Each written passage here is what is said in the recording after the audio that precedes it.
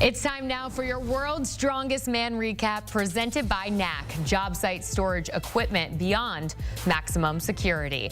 We have a new World's Strongest Man, and it's the first ever South African to win it in 30-year-old Rayno Nel. Now, Nel is no stranger to these events. He's won 5 of 6 international contests prior to winning this tournament.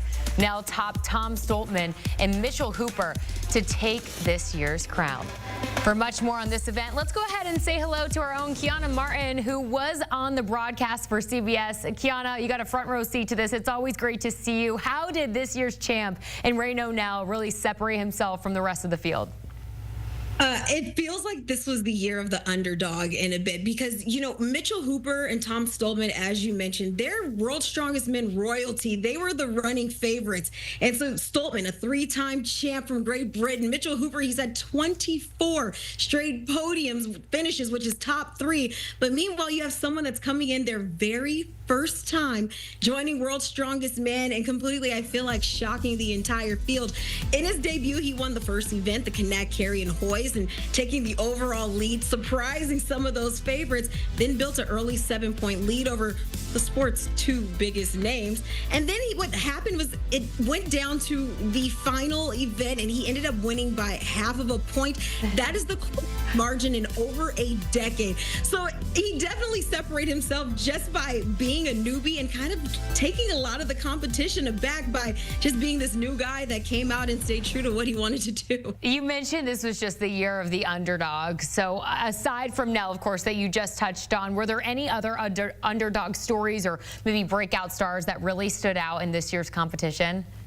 Oh, gosh. Well, I feel like obviously Rayno Nel is one of the obvious ones, you know, but you also think about guys like Great Britain's Shane Flowers. I mean, he returned to World's Strongest Man for the first time since 2022. He suffered multiple injuries and even had periods of homelessness.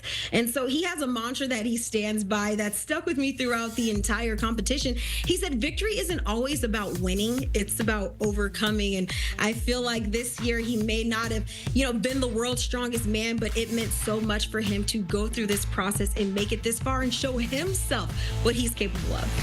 Kiana, in this year's event, were there any new events added or changes in the format this year? And how did you really notice the athletes respond to that?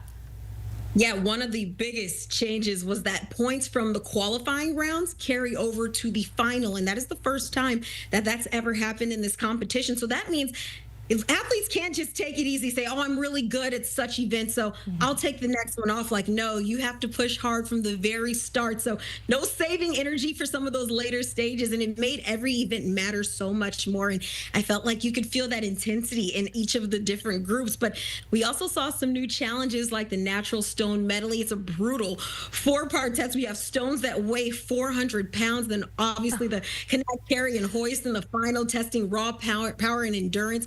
But I think one of the really fun things was a lot of the guys didn't know what those events were going to be until about a couple of weeks or maybe a few months before the event. So they're kind of doing makeshift things at home, carrying incredibly heavy stones and sandbags just to prepare for this event. But it was just so exciting and so fun to hear just the different ways that they were prepared and how they kind of took on some of these challenges that it's really hard to replicate, I think, in your own backyard. Honestly, I think I'm more interested in knowing what the preparation is like. That is such incredible insight that you just gave us. Could never be me. Could never be me, Kiana. That's for sure. I'm all set on that. I love watching, but I'm all set. Lastly, just because you had a front row seat to this in Sacramento in this event, what was it like for you to be covering this? Okay, like you said, you're like, this is not for me. You wouldn't be doing it, but you enjoy watching it. So that's kind of what it's been for me.